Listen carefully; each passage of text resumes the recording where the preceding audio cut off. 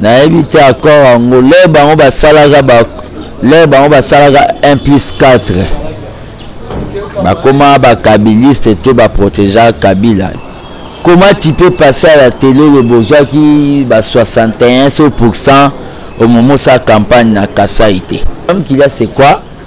Na kosa la révélation ya Victoire Royo au nazobenga antichrist du peuple congolais, mais c'est l'abbé Chole. Nous avons un antichrist. Fayoulou comme lui veut tenter expérience et opposition, mais Azan a malchance parce que Bissoui de Pes, le quoi to continue à Bukonzi, c'est après 100 ans de Toko Longwa na Bukonzi. Si nous coca que penza malam mwanamboka to tunananu lelo Kabila ali congolais.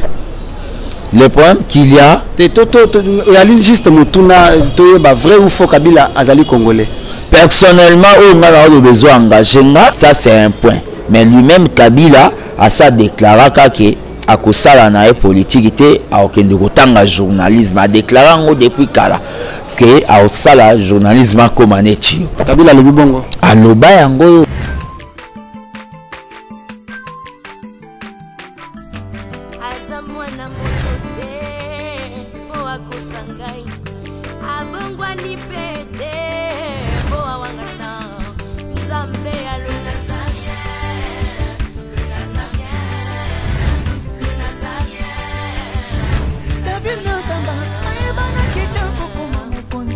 La démission est belée, à l'andara pour ça, donc félicitations. 5 ans déjà, Eza est belé, les Nazaréens, parce que avoir une structure et tenir ne fût-ce que 3 mois, il n'y a pas en bas. Eza li pendant moi embatté. Moi, ce que je vous demanderais, enfin, ce que je souhaiterais, Eza que Bokine Lissous. Maman Tiffany, chapeau bas. Je sais que c'est dur, mais continue.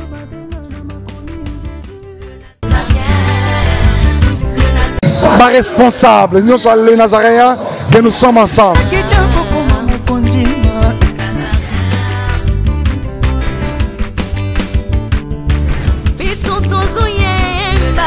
Voilà, amis fidèles téléspectateurs, Bandeko Balandia magazine Abisso Masolo Amboka bon mesano. Biso to le bakale Nazaréen et la likambo ya preuve à l'appui. Preuve à l'appui, donc Binomoro Boyebi, ce qui se passe ici à Kinshasa, c'est l'affaire, il y a compilation électorale. Donc la CENI a au finish après pression, on a habité ceux qui allaient pression à Nini, mais sinon on s'est rendu compte que la CENI devait travailler là-dessus pour repérer sa biso président. Oyo, il fallait qu'il va payer ça. C'est-à-dire, après ma vote, il s'est fait quand même une activité aussi sur la publication des candidats à la présidentielle élus. Donc, élus, dont M. Félix Tshisekedi Tshilombo, qui est le président de la République en gestation, parce qu'il n'a pas encore presté serment.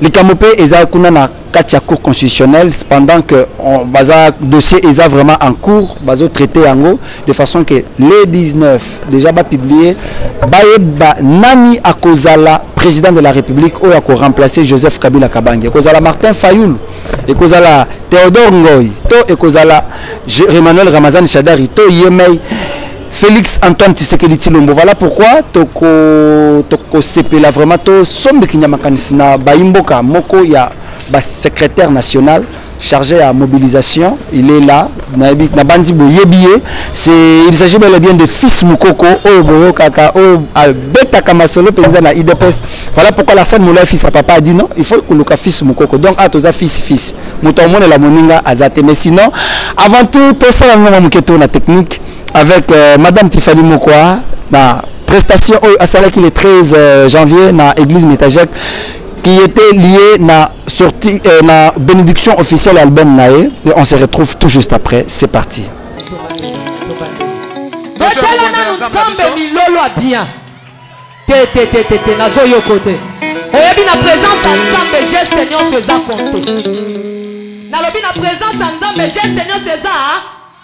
Parce qu'il est le roi des rois, il est assis sur son trône. Geste Seigneur faisons à la compter. On y va. Merci Jésus.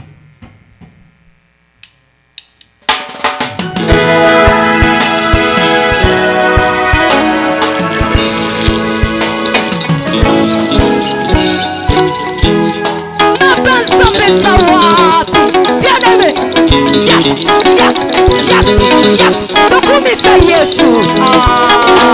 Yesu azanzambe. Hallelujah. Hosanna na Yahweh.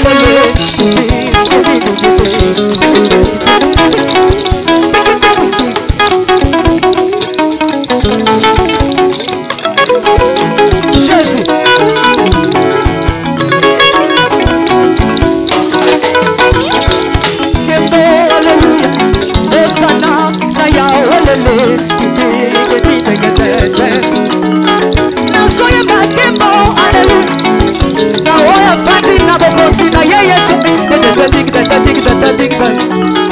Nalingi na yeba kasi na yebite na banda wapi kolonanga zambe nanga kasi comprendre nga ya nanga ozo matanga na motema ezebele yango na yebisi yo Jésus, Jésus, Jésus, Jésus, Jésus, merci nanga.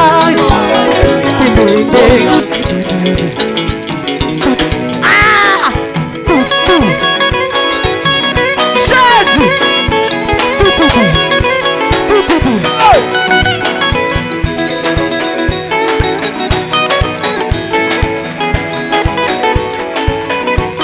Merci beaucoup, amis fidèles téléspectateurs. Merci Yves Bolofa derrière la caméra. Merci déjà à Maman Tiffany Mokwa pour la coordination de cette émission. Secondé par Maman Mariam Piamé. Merci également à Alain Kakala, la régie finale, qui est encore le réalisateur de l'émission. Je suis avec mon invité qui est Fils Moukoko Napesi Mbote. Moi, Namboka Fils Moukoko Sangoboni. Tout va bien par la grâce de Dieu. Na komono lelo, vous êtes un peu triste, les Cambozani. Les premiers années de Moussala.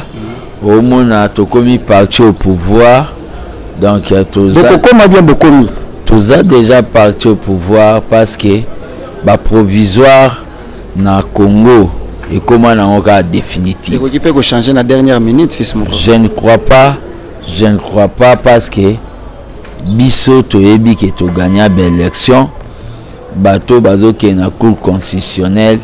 Et loko ba okende osenga bango moko tu ba ebité. Fils Moukoko ya moto continuer na masolo na biso na banze ete o pesa kape ba impression na yo face ya maleka na mboka na biso mingi na matali IDPS ezala kape na moi compréhension pe bato ba yo kakayo na lingi d'abord au souhaiter ba veut le meilleur na balanda les Nazaréens puisque depuis 2019 e bandaki o leki na les Nazaréens te.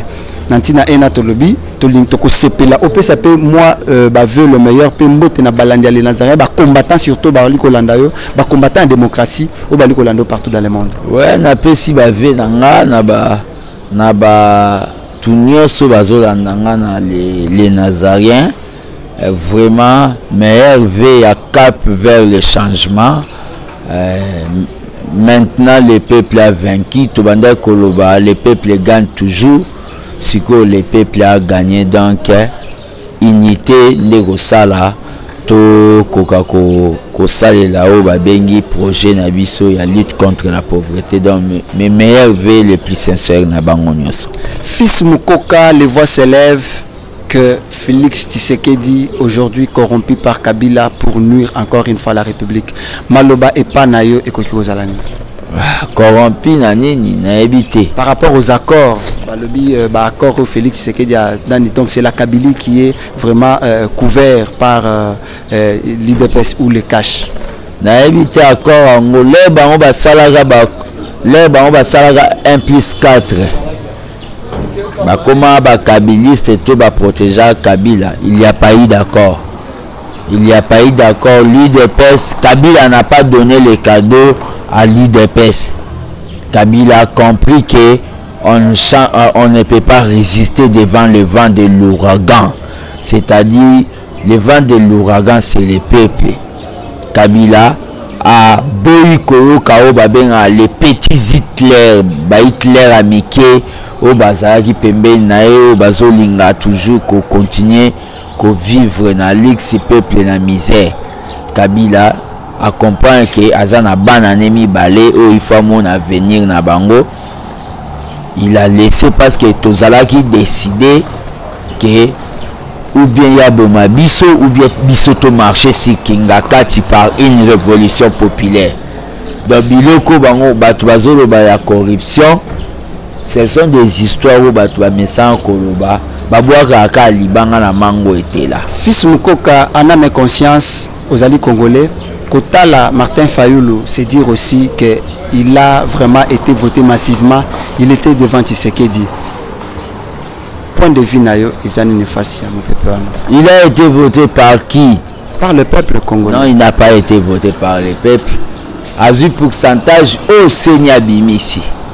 Au Moni Batou, comment tu peux passer à la télé le besoin qui va 61% au moment de sa campagne à Kassaïté? À Kenda, à ça la campagne mon limité. C'est tout comme aussi tu sais que Sali Congo Mobimbate. Le problème qu'il y a comment qui pète. Mais biso yeba empêcha qui au Kassaïté, mais biso na moment ba suspenda qui va bengi campagne électorale et qui mouta violer la loi électorale à entraver processus. Mais yé Alain attend tout à OK. Le problème qu'il y a c'est quoi? Na kosa la révélation ya Victoire Royo au nazobenga antichrist du peuple congolais, mais c'est la Béchole. Nous avons un antichrist à l'Ati Soutan, mais militant à la Mouka. Le lot à Béchole antichrist il y a Congo. Est-ce que vous trouvez juste Malobanabino? La politique est statique évolue. Total comportement à Béchole et là qui c'est même combat au babanda ko ça na Senko ezalaki aussi tozwa ba information kala à Senko et comment déjà ko zambongo wa Katumbi ba révélation nazo sala lelo batu ba comprendre batu bazo douter sur na makambo nga lo ba pour tout ce que j'ai dit so ba chango lelo yango de salami. J'avais dit aux gens que Kabila ko kende lelo batu ba moni Kabila o kende bozo betele le maboko quand même. Moutabeteli Kabila mabo côté. Partenaire de l'UDPS Kabila Joseph avec l'FCC, l'UDPS et le cash sont capables et prêts à sunga bango pour travailler na bango protéger bango. Ce qui n'a pas été dit na ba année intérieure. Na ko ya on est FCC politique évolue na ko répondre pourquoi les FCC to travailler na ba mais le problème nazo lingana lo bana batu. Makambo bazo la batu victoire ya ndoto. Il y a deuxième monde, il y a Fayoulou. Moïse Katumbi est allé dans la société, il y a smartphone. Place à sombre 40 000 téléphones à Pessin à Senko. Na Katiwana, depuis société, Bachaki déjà Martin Fayoulou favori, na Bakati, Nango ya Kati. Observateur, éviter. Vous allez kuna au monaki? Et Bimi. Les Nazaréens, tous ont un problème à preuve à l'appui, fils Moko. Nous avons eu des preuves depuis qu'ils ont acheté ça. Donc, il y a des preuves pour le peuple bako sakete et que Bima, petit observateur, babilo comment il y a qui triqué. Mais tenir parce que le peuple a la vérité. Le problème est allé dans le moment où biloko tout faille azo sala ezali oyo balobi azana kati ya soni ya ndenga polibe élection biso totandre mettre lobi ke yaka lokwa biso tolinga to sa gouvernement réconciliation yaka ko sala ya boyi. C'était officiellement informé. Le président l'a dit ici qu'il est le président même des gens de la Mouka. Fayoulou comme lui veut tenter expérience sur opposition. Mais Azan a malchance parce que Biso UDPS, le quoi to continue à Bukonzi, c'est après 100 ans de Toko Longwana Bukonzi. Après 100 ans, comment expliquez-vous cela? Après 100 ans, l'ANC Zoa Bukonzi en Afrique du Sud, Mandela Longwe, et commis Tabombe qui peut papa na Koufaka, Zuma revendiqué comme il est combattant, Ramaphosa Zui. Ici, l'histoire se répétera. Félix Arossa a des mandats à Longwe. Kabunda sali des mandats à Longwe, Ngana sali des mandats à Longwe, et après, les parlementaires débutent, on ira comme ça, on fera 100 ans, et Fayoulou, comme il ne veut pas, Koyo Kabatu na moment, il fera, bisoto ça 37 ans, il fera 100 ans de l'opposition. Fils Mukoka, Toyo Penza Malam Mwanamboka, Tunanano, Lelo, Kabila Ali Congolais. Le problème qu'il y a, Ali juste Mutuna, Toyo, vrai ou faux Kabila Azali Congolais. Personnellement, on a le besoin d'engager de la nationalité à Kabila, ils ont douté, et ils ont nationalité Moroboé, Congolais, ils ont nationalité Moroboé. Mais nationalité congolaise, Congolais baza. Nous pouvons aujourd'hui dire que Kabila est le père de l'alternance Namboka Nabiso parce qu'il avait déjà prédit ça. Il a dit, il a fait, qui a été vraiment une bête noire à Wana UDPS. Plus particulièrement par une aussi des émissions Bisoto Salanayo, au Boya Yango, mais le local la Kondima que Kabila Azali vraiment un bon leader. Kabila Azali vraiment, il a dit, il a fait réellement, il est le père de l'alternance. Azali peut parmi aimer la démocratie Namboka Nabiso. Comment pouvez-vous expliquer ça aujourd'hui? Moi je n'ai pas dit ça. Kabila s'est déclaré père de la démocratie et à la qui va bengaka déclaration déclaration personnelle, mais maintenant il y a sali acte lélo, il doit attendre que le peuple congolais va reconnaître que Aza un acteur na obabengi possesser sa démocratie. C'est au peuple congolais. Makambo ya sa ya matisi ba panneau habiller le père de la démocratie et bandeka ko engager moko na ba fanatique naï. Mais maintenant tellement que le peuple congolais à comprendre, on a appelé Kabila partenaire. Les gens, nous avons pas appelé Kabila partenaire. Mais coalition, cohabitation, ça fait partie aussi na maloba oyo ezolobama na mboka na biso lelo. Voilà pourquoi Tolobi Bobengi est partenaire. Non. Et oui, la coalition, président Félix Tshisekedi lors de la le président Félix a dit que à recourir na expérience ya Kabila pour fonctionner. C'est-à-dire ayebi quand même moi makamsu ya mboka. Expérience ya Kabila o ezalaki échec pour Nabino, lelo Félix pouvait aussi se servir aussi de l'expérience. L'échec dans la gestion de l'État ezalera jamais global. Ezali qui a échoué sur le plan sécuritaire, sur le plan social, mais azape na ba côté oyo akoki ko ala réussir au biso toyebi on a kacha mutema na biso to ko recourir naï. Ça c'est un point. Mais lui-même Kabila a ça déclaré que à kosala na politique était à aucun de kotanga journalisme a déclaré depuis kala que à sala journalisme comme anetio Kabila le bongo aloba yango il a tenu des points de presse sur le bi à aucun de kosala journalisme à sepela nango pour commander journalisme sur ka longo na pouvoir. Le problème est ali na minito ngana oloba na yo.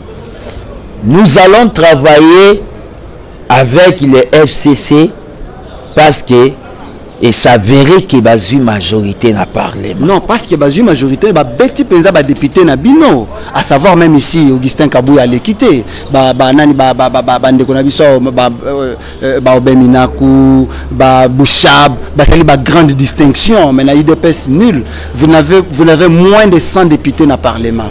Ce n'est pas l'échec.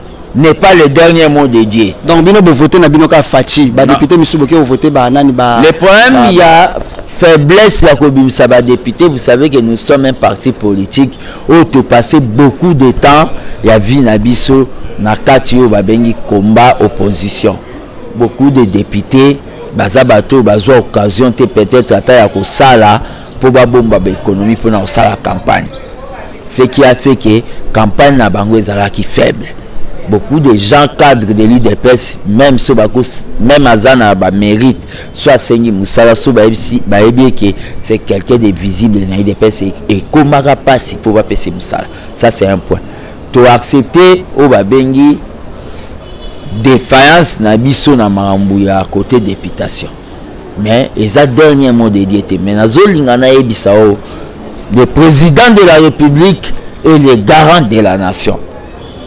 Il va nommer un informateur pour constituer une majorité parlementaire. si ça tombe que FCC biso UDPS totikala jamais que ça la combat na biso pour te décorer parlement moko boye parlement UDPS et ça li que majorité bibi batu misusu ezamba la liboso ça la maté et ça la na France Mitterrand président majorité eza ya ba Chirac et Chirac premier ministre. Donc nous avons pas inventé la roue. C'est-à-dire que ça la bato FCC d'abord pour politique après ça la réconciliation. Mais le problème est que nous avons expliqué aux Alinini Mandela 27 ans de prison Abima Fimbuya Mundele Mandela a travaillé avec le blanc. Les blancs au Banyokola Bango déclarent il était dans le gouvernement. Mandela a travaillé avec Babengi Boutelezi président Yahin Kata pour nommer ministre de la défense ya KwaZulu Natal pour contrôler. C'est-à-dire nous allons travailler avec les gens de FCC mais tu vas bosser na histoire T. Histoire ezanini. Mobutu na gouvernement ya cohabitation na coalition na Tshisekedi. Mobutu a tindi Kanga Bongo ministre de l'agriculture. Mais là Mobutu a révoqué Tshisekedi. Kanga Bongo a landa Tshisekedi na gouvernement sans été. A Bongwana. Nous sommes capables de faire changer la majorité wana. Là ba pousse en pembe na biso. C'est comme c'est vice versa, on peut pas infecter bino. C'est ce qui fait peur. Biso tozana o ba bengi devoir d'état ya kosala. Le problème est la majorité au tozomona lelo mingi bazape milité. C'est-à-dire ils ont un cas ya maman mona citaté pour maman Ange. Na CP là na leur na mona soit décision ya ko limiter heure à travail pour libana banda ozwa congolais de 6h à 20h. Mais maman allait à comme ministre du travail à limiter travail de 16h bakati. Na CP là na bato ebele o babima baneti ba miyibi na kati ya ba FCC eza système des ala ya miyibi yo soko yibi yo il faut yiba soko yibite ngana ko funde ba chef na ko selio makam le cas ya ba Daniel Mukoko Samba c'était un excellent ministre mais tellement zalaki na kati ya ba loge na bango te. Nous sommes sûrs et certains. Et le président a le pouvoir, sauf qui contradiction et persister, il y a qu'on dissoudre le Parlement. C'est constitutionnel. Mais tout le monde déjà, dans le moment où tu as eu toujours, tu as dit que le président a quoi arriver. Et biso base, personnellement, j'annonce que nous avons prêté à ça dans le gouvernement. Je resterai gardien du temple. Au moins ça va, on doit reconnaître que nous sommes dans le gouvernement. Puisqu'il paraît que l'UDPS a montré c'est déjà spirituellement, c'est le tour du monde, en Asie, Océanie, l'Afrique, pendant que tu étais le président de la République, pendant que tu as prêté dans le cerveau. Le problème, moi j'ai une mission que nous avons la photo à Tikelanga. C'est-à-dire, moi je suis le gardien du temple de la démocratie. Je serai là pour contrôler mes batunabiso ya UDPS au bazana ndoto qui a le quoi tozi bukonzi il faut na koma na ba immeuble le ko la bato régime sortant ils vont me voir na nzela na bango pe na ko étaler bango batunabiso ya UDPS au ba lo ba le moment venir il faut na bala mwasi ya rouge ya jaune ya vert ya mukuse ya mulai ya ndundu na mbongo à l'état bato ba ko kanisa ke mbongo à l'état. Et je suis en train même de dire que le président de la République, Félix, il fallait bisabiso à Zalaka, dans Lupangu, combien, bah bien aller à la combien pour que tu évites au lobby confusion, il y a quoi qu'on conseille qui a tenu immeuble au Nambomale. Aïe bisabiso soit dans ma coula, ça pas tout combien, sera prêté serment pour peuple congolais. C'est ça l'état des gens. Donc je resterai dans les partis politiques pour veiller na batu toujours le batu basa la calme nous ambasala qui est bisoto zara et tout ça déjà fils Bukoko yamboto kotana pona susu tokotana pona susu etali makamba ba député nazo zela quand même que c'est moi félicitations à journaliste et maman bazalaki ba bête noire pour la UDPS. Mais au moins au lelo babini baza ba candidat baza ba député élu à savoir Eliezer Tamboué, Daniel Safou, Mike Mokebay, Christelle Vanga. Aujourd'hui, nous attendons à ce que l'UDPS, entre autres Yomoko étant que secrétaire général et secrétaire national adjoint chargé de mobilisation, le Banayo député n'a dit ce qu'on va s'arrêter la presse un jour, bien que la bête noire d'une part quelques-uns, mais là, bête noire qui l'UDPS, mais le va devenir député national. Vous serez prêt de travailler avec eux dans le gouvernement? Bon, dans le gouvernement, il y aura un informateur où il y a consulter majorité. Mais nga félicitations nanga na kopesa na ba oyo baza elite. Na kopesa ngo na bino ba oyo bozala na biso na ba marche ba gaz. C'est-à-dire batuya oyo pouvoir sortir banda ko lingate. Bien sûr, même Daniel Safou. Le problème qu'il y a, soki na lobby na banda kotanga kombo ya moko moko, so na tangi kombo ya baoyo zolo ba ekosenga pe na tanga ba kombo ya bato nyonso bazala. Je vous en prie. Dans le problème les minutes pour permettre que les problèmes na zolo baboy. Na sengi vous attend 3 minutes par ya pamba. Ouais, nazo féliciter yo Nazarien, nazo féliciter magazine nazo féliciter, non, laissez-moi le temps de féliciter nazo féliciter yo Nazarien, nazo féliciter Congo Millennium, Top Africa, nazo féliciter magazine Tokomi Wapi, Yandeko Eliezer, donc na féliciter journaliste na félicité ba journaliste nyonso o ba le kaka na kiosque, na félicité Canal Futur pour na ngala suki wana bangonde oyo na o na tangi pété mais na lobby de manière au ba club net ba journaliste nyonso en ligne o ba permettre biso quand même tout ko ba. Merci beaucoup fils Mokopa to zo suki sa a na émission na biso.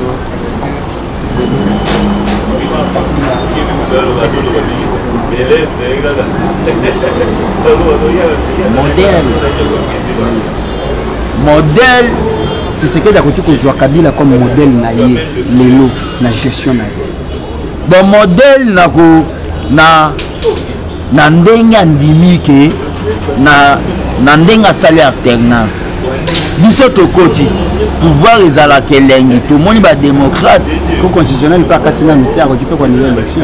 Bon le problème ezali cour constitutionnel bato bakendaki à la muka et loko bake ko luka na cour constitutionnel même ba juge ba olo ba yebi amonti 8 millions de voix au bono besoin ignorer bango moko ba annuler bango mo ba déclarer Fayoulou président au juste ba yo luka nini ba ko luka kaka désordre toujours dénoncer na moment oyo makambo oyo komi ko sama na mboko oyo bato bazozokisa bato pona bato baza yekolo ya président Félix nazolo bango président Félix lobi auti kokuta na bato famille na ye ayebisi bango ke boye bango bien moko takende kosala trafic d'influence na kombo ya famille présidentielle ezan des peuples comme président Félix alobi ke aza mokonzi ya baluba te ça ne sert à rien yo muluba okoma koganga na cité baluba bakomi ko marginaliser bato bande non si na IDPS bato bande ni bazala te n'amenez pas ça na IDPS toza ba Gisèle Mboissiem na IDPS toza ba maman Rose Boyata ezali bato katumbi na ba Fayoulou bazo sala ba gang pour on a des images si on vous montre ça il vous a terrible sans preuve on a des images que vous pouvez avoir peu de money ndenge makambo za sombo.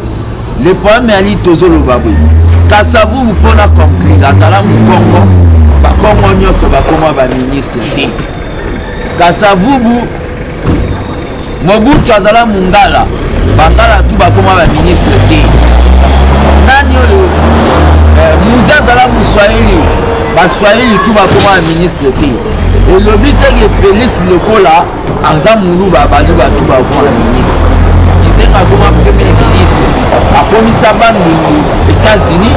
Non, le problème est que Makambo toujours c'est l'unité nationale eza très important yango nde ememaka na développement tosengi vraiment bato bazala na kimia ça ne sert à rien de souffrir na makambo. Merci beaucoup liloba yango na kolancer tant que chargé en mobilisation les revenus yo congolais oza libanda osala valise na yo po climat des affaires ezobonga na Congo okoka kozonga mboka boketu les revenus ozonga na yo na Kinshasa obanda ba répétition na yo po bimisa disque kala wana provocation te na boketu. Non, nous allons faire oyo babengi un pouvoir oyo ezo garantir sécurité à bato na zone oyo bato balingi kozala na opposition alors 15 jours bakosala marche omona bato bazongi na bakota pendant notre pouvoir boke tu zonga ba vérité na ebetaka bino vérité par vérité boke tu ebetaka na attaqué te nazoyebisa zonga aluka bar moko abandosala ba répétition na ye Katumbi azonga aya korépondre bakimaka justice te aya korépondre na makambo ya bamapango bazolobela mbemba ezokamwisanga 10 ans osali kuna na CPI ozolia biftek zongawa okoka kosalimenter quand même na bamatumwa bambisi ya mai olioki kovanda su na poto kuna tolobi na bango ke bazonga awa les revenus oyo batia kosala batika administration bien que message nous a réconciliation. Message n'angeza ya réconciliation pour nazobenga batu tout bazonga na mboka na. Merci beaucoup fils Mukoka, très cher fidèle internaute, nous sommes au terme de notre entretien. Il s'agissait bel et bien d'un entretien autour de Makamozo Kalamboka na biso tozalaki na fils Mukoka Ouazali secrétaire national adjoint à IDP chargé de mobilisation. Nous étions avec lui, je pense nous moko boyoki masolo ndenge to petit ou italika élection na mboka na biso et une compilation électorale ya mboka na biso. Restez branchés sur le www.nazaretv.com. D'ici, portez-vous bien. Merci à Maman Tiffany Moko. Merci à vous toutes et tous qui êtes branchés sur le www.nazaretv.com. Merci également à Yves Bolo Fadere à la caméra, Alain Kakala à la réalisation, Maman Tiffany à la coordination. Moi, c'est Larsen Molo, fils à Papa Binda. Merci à vous toutes et tous qui êtes branchés sur le www.nazaretv.com. On se retrouve au prochain numéro. Ciao, ciao. Cette fois-ci, je louerai l'Éternel. Une génération s'en va et une autre arrive. Bien-aimés dans le Seigneur, le son des cloches vient de sonner pour éclairer le monde à l'intérêt des saluts des âmes. Hey, hey, hey. Les Nazaréens Productions vous présentent la princesse de l'Éternel Tiffany Mokwa dans l'album Trône en featuring avec le pasteur Henri Papa Mouladia et le frère Billy Bilomba avec des chansons comme Kembo Alléluia Osana na Yahweh Oezo matanga na motema ezebele Yango na yebisiyo Dajana et les 4 êtres vivants disaient Amen, Alléluia, Amen, Amen, Amen.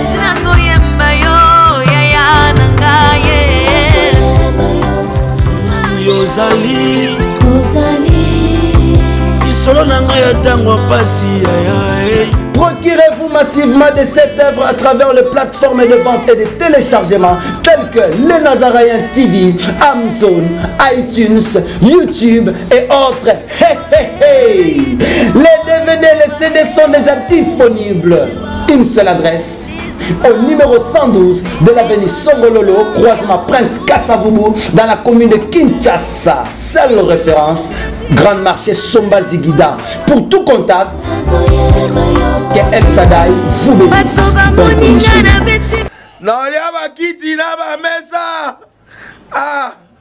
Atanya ukondoko namona yo achayo na mwamba la minute on a 4 à katikata saga fufu. Oui, alors est-ce que tu bonjour. Boni. Et l'autre côté, et puis qu'il y a mon bureau à travailler tes micros. Donc dès que tu as un galère à niveau 0. Tout ça là boy. Moi il n'a pas un bon vraiment mingité. Mais nazo tchela bino moi mkio naza nango na agence moro boy Nazareta. Sarita c'est du sérieux. Oh. Maman, comment on dit bon donc yo pesa au fouti mbongo pour na partir à poto biso to ya to jibilo. Na bengi ya Scotty. agence moi ifongami comme on Nazareth. Na kufie agence lisusu ndeke sansu mulongo kuna pour cela kuna eza mamba mulongo te ye si afuti mbongo kuna partir à poto biso tozoke ko récupérer biloko oli atika boyeko yiso mona makamba bongo na monte bat papesi mbongo kuna biloko ko récupérer biloko oli na agence ezalaka mais yango bandi mama deki nanga yebisi ngai mais na ndimite na lingi na mona kimona mbeso po likamba boye na monde na ne salamate mama yebisa ngai bapesi mbongo kuna biso to récupérer biloko kolia awa ya solo boutique Nazareth ezali boutique où ezali ya distribution ya ba produits alimentaires na sali poto sunga bandeko oyo même ba oyo bazana na peu de ressources comme la boîte bandeko bazana niveau à Kinshasa même avec un petit rien.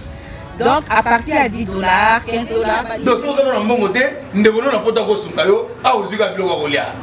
Eh maman Nazareth, Tanzamba Pambola, Bakse Mikole Bele, awa na sena mokili. Et bon awa tuzawa, poto yeba adresse awa. La boutique Nazareth a été ici à Kubungate, toza sur avenue Monkoto numéro 1, direction Elengesa. Face à face na église catholique Saint-Vincent. Ah, direction Elengesa, Monkoto numéro 1, à face de l'église catholique.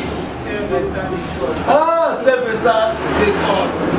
Bon numéro de téléphone, vous avez monté déjà, vous avez on a 3 numéros pour Paris, vous avez un numéro pour la Suisse, vous avez un numéro pour la Suède. Ah non, non, non, non, non, non. Nazareth, nous allons la Congo ici. Julia, nous allons la Kangisa qui a foufou. Eh, il y a modé, il y a un foufou. Oui, pour la Nazareth, tu as un système en bimbi, dans Bongo Shingo. Bon, ok. Vous allez sérieux. Ça, c'est du sérieux. Azamwana motote, boa kosangai. Abongwani pete, boa wangana. Zambe alona